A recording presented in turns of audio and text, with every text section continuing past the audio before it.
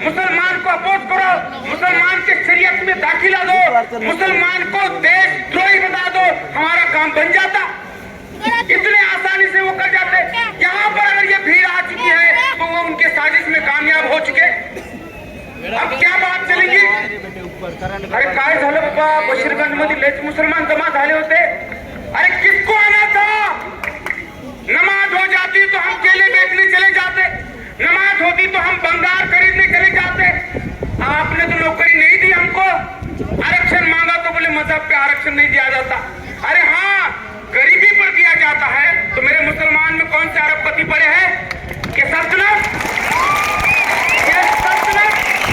हमेशा मेरे कद के साथ खिलवाड़ करती आई, मेरे किरदार के साथ खिलवाड़ करती आई, मेरे रोजमर्रा की जिंदगी के साथ ये सियासत खेल करती आई।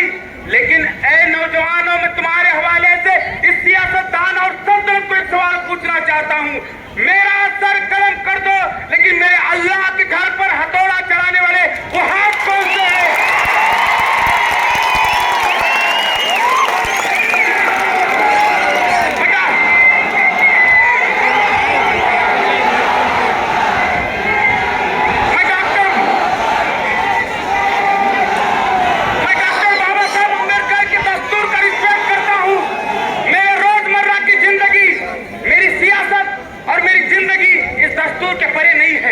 आपने मेरे कुरान पाक में दस्तक दी, आपने 3 तलाक पर आए, आपने बाबरी को तोड़ा, कोई हर्ज नहीं है। वहां राम मंदिर बना, कोई हर्ज नहीं है।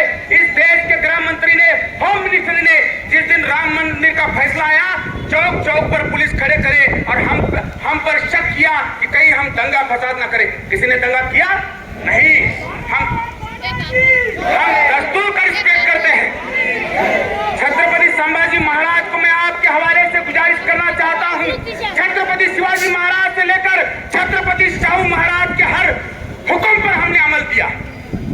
आपने जिस तरह से इस जुलूस को आगे लेकर के गए और जिस तरह से फसाद हुई, आपने उस अतिक्रमण के मसले को उठाया जो विशालगढ़ के नीचे है और गदापुर की मस्जिद वहां से 5 किलोमीटर दूर है। कौन दरिंदे लोग थे वो मस्जिद पर चढ़े? सरकार इस सवाल का जवाब दे हमको। आपको ऐसा लगता है कि विशालगढ़ के पास जो अतिक्रमण किया वो मुसलमानों ने किया? 100 लोगों के अतिक्रमण है, वहां हिंदू भी है, बेलदार भी है, उनको भी उठा दो। हमने कहा नहीं बोला। और हाँ, अतिक्रमण राज्य के किस शहर में नहीं है? कुरान का सेंटर पॉइंट ये कहता है, जहां तक मैं तर्जुमे पढ़ा हूं, मेरे सामने मुफ्ती साहब है, अगर मैं गलत बोलूं तो मुझे वो माफ करेंगे। कुरान का सेंटर तर्जुमा और नज्म है कि नरमी, सब्र को हमको पढ़ाया गया है। लेकिन ये सल्तनत समझे, ये सियासत समझे कि सब्र हमारा हुक्म है, सब्र हमारा लिहाज है, लेकिन हम भी लड़ने की ताकत रखते हैं और किसी भी हद तक। कुछ लोगों ने मस्जिद पर आना, गुलाल फेंकना, शफीक भाव ने रात गए 2 बजे जाना, उस गुलाल को पोंछना, किसी को मालूम तक नहीं होना, सिर्फ पुलिस को इस बात की इत्तला करना कि कोई दरिंदा आया था और मस्जिद पर गुलाल फेंक कर गया, वो हमने साफ किया, किसी को बताया नहीं। ये क्यों बता रहा हूं? हम वो लोग हैं जो अमन चाहते हैं, हम वो लोग हैं जो देश को आगे लेना चाहते हैं। जिस दरिंदे ने उस मस्जिद पर हमला किया, उस दरिंदे का वीडियो आया, क्या कहा उसने? बोले 48 में ये लोग तो वहां जाने वाले थे, अब ये यहां क्यों आए? अब उनको क्यों हमने इतना कुछ देना है?